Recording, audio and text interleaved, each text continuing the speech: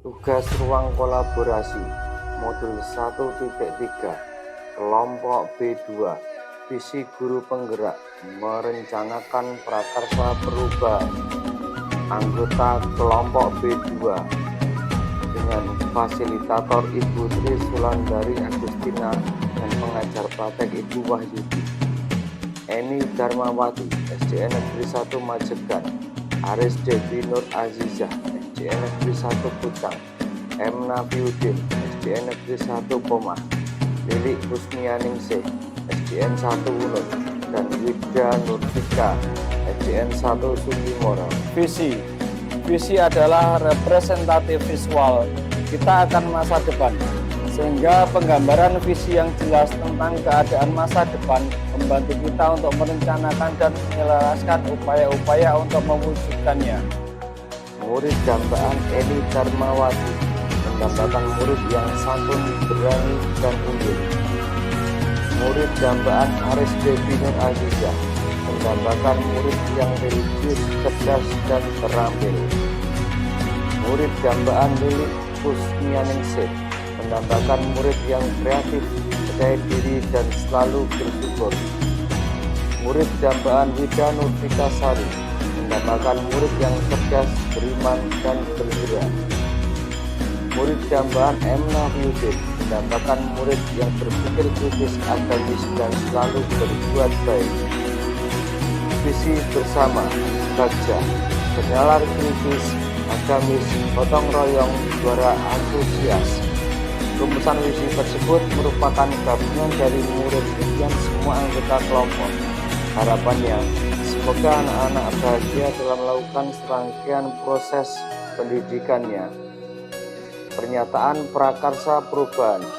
Terwujudnya pembelajaran berorientasi pada kreativitas untuk membentuk sikap dan perilaku serta meningkatkan kemandirian peserta didik melalui kegiatan ekstrakurikuler. Inquiry apresiatif atau IA. Inquiry apresiatif atau IA yang dikenal sebagai pendekatan manajemen perubahan yang kolaboratif dan berbasis kekuatan. Menurut Cooper Rider dan Wesley tahun 2005, inquiry apresiatif adalah suatu filosofi, suatu landasan berpikir yang berfokus pada upaya kolaboratif menemukan hal positif dalam diri seseorang, dalam suatu organisasi dan dunia di sekitarnya, baik di masa lalu, masa kini, maupun masa depan. Dan tahapan Bagja dalam inquiry apresiatif adalah: B. Buat pertanyaan. A. Ambil pelajaran. G. Gali impian. C. Jabarkan rencana. Dan A. Atur eksekusi. Dengan Bagja prakarsa perubahan B. Buat pertanyaan utama atau define. Pertanyaan utama dibuat untuk menentukan arah penyelidikan kekuatan, aset, potensi, peluang, mendefinisikan tujuan, memprovokasi atau menginisiasi perubahan prakarsa. Biasanya hanya satu atau dua saja. Secara redaksional menyertakan dengan prakarsa perubahan yang telah ditulis.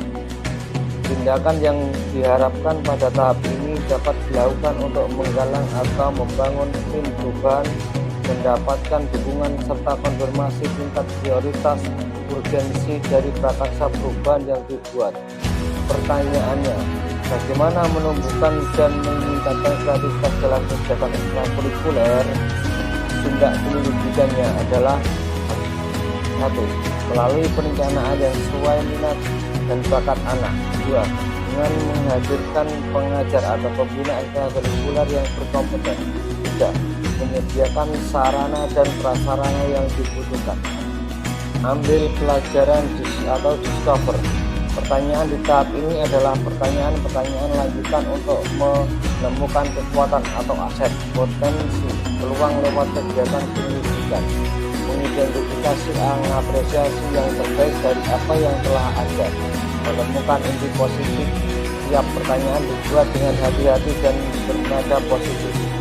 Tindakan yang diharapkan pada tahap ini adalah apa saja yang dapat dilakukan untuk menggali fakta, memperoleh data, apakah lewat diskusi kelompok kecil atau besar, Survei atau kuesioner bagaimana melibatkan beragam dan berbagai pihak multi unsur.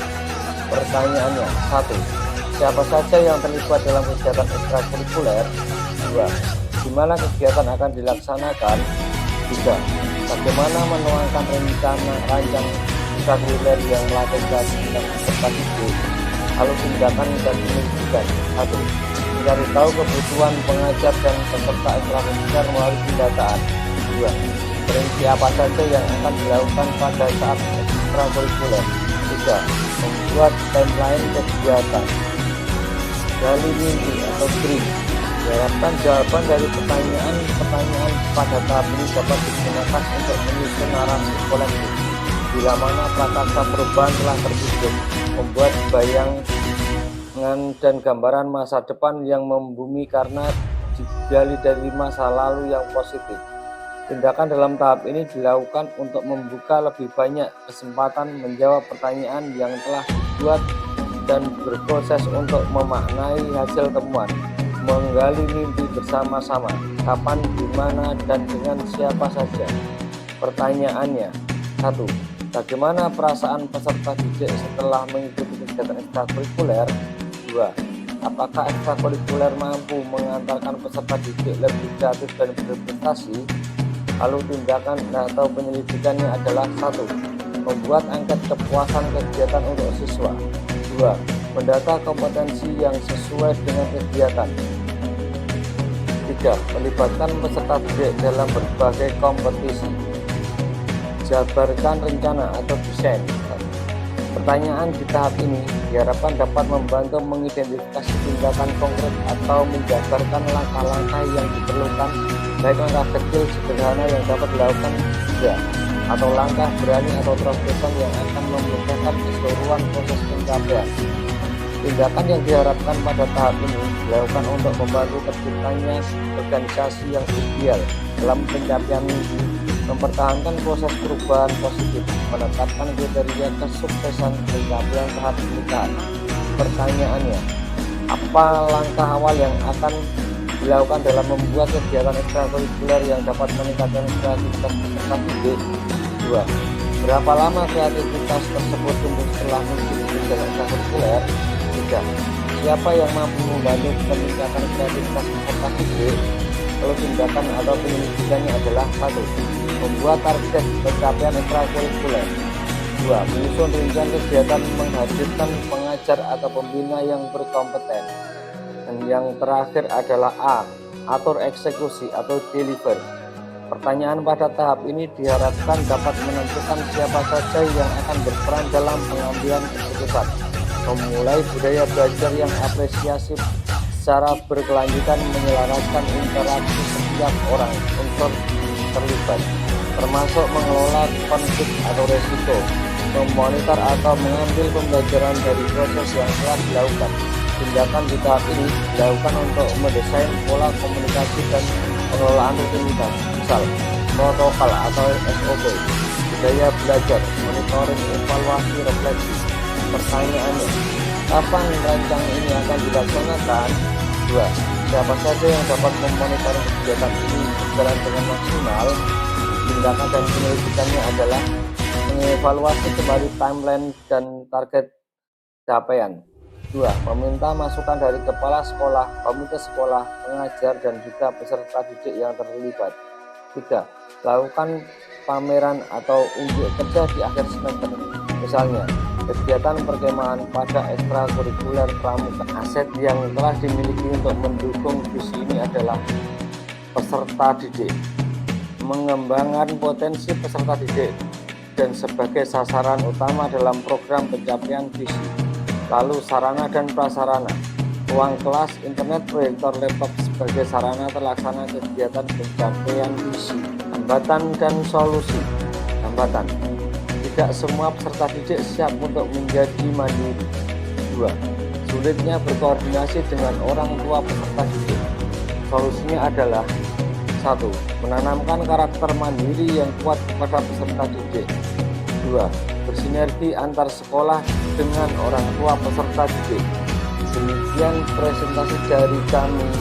kelompok B2. Terima kasih, salam bahagia. Assalamualaikum warahmatullahi wabarakatuh.